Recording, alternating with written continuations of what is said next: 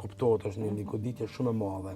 Na jemi rrit bashkë me diamantin, edhe është humbje shumë e madhe, nuk diskutohet, humb një pjesë e trupit, humb një mbështetje e madhe, humb gjithçka, realisht. Mirë po, çdo herë nuk është fundi i botës. Me të vërtetë në ato momente ty duket që për me këtë bota tu ka shem.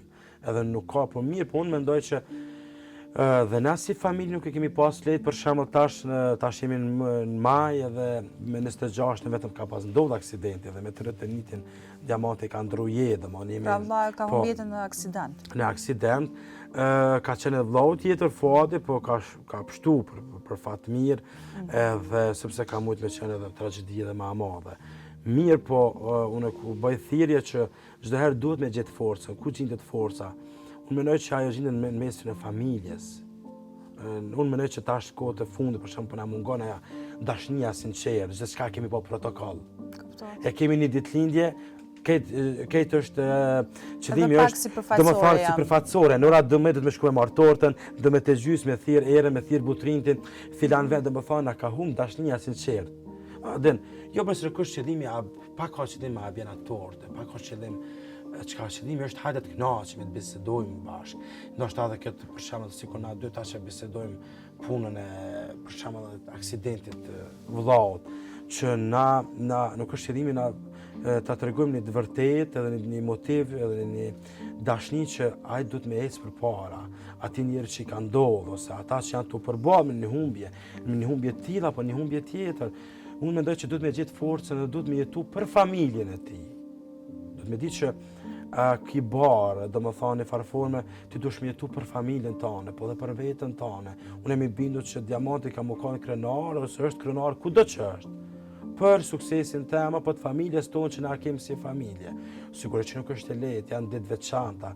Për shembull, java fundit e muajit është çdo herë më e mundimshme, çdo herë më emocionale, sepse kujton shumë sende, e kuptojt e gjithë secili.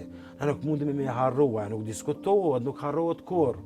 Ma këtë bota me uqu me thonë, nuk mundesh me harru, nuk diskutohet, po nuk mundet me harru as nana, as baba, as kërkosh. Mirë, po duhet me gjetë motivin, duhet me gjetë ashta për hatër të fëmijëve tjerë, për hatër të babas, për hatër të nanës, duhet me gjetë motivin. Dhe më thonë sepse jeta vazhdon. Çdo ditë jemi të përballë me sfida. Edhe unë e dim që jeta ka njerë shumë e egrë, din me të godit kur ti nuk e pret hiç. Shumë e vetë. Din edhe me dhuru diçka. Mirë po i ka dhe ligjet e veta. Ka njerë mendoj që jo po e di që Zoti i merr më të mirë. Çdo herë e thojnë këta, mirë po unë besoj që dhe më të mirë jetojnë edhe këtu. Se krejt kemi kanë një mision. Për shembull, unë kam misionin tem, mendoj që kam misionin tem që me u bë njerëz me u ndi mirë. Po edhe ndoshta kur të fillojna gabojmë gjatë kësaj rruge, mirë po besoj që na falën dhe i kërkojmë falje, sepse edhe na jemi njerëz dhe gabojmë. Mirë po, të rastet të tilla, jo vetëm njerëz që humbin jetën në aksidente, me fatalitet, me kudo që ndodhen. Unë mendoj që natyra çdo herë mendon më të mirën për neve. Nuk diskutohet Zoti, kopsh mi fal ti që thojmë na, e mendon më të mirën për neve dhe ai e di se çka don.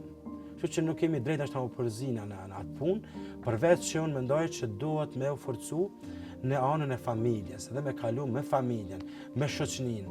Në momentet më të mira, unë mendoj që tash jemi në krizë, një familje të shëndosh. Ndoshta kam gabim, kërkoj falje nëse kam gabim. Mirë, po jemi në krizë me bo një familje të shëndosh, një shoqëri të shëndosh. Nuk na duhet mua ty era për me dalë me pi një kafe se me kanë danë edhe e kalon ditën me kanë danë. Mirë, po thjesht kemi nevojë me ulë me bisedu. Me pas pak cilësi. Po, me pas me kanë me kajt një hall që thonë anas.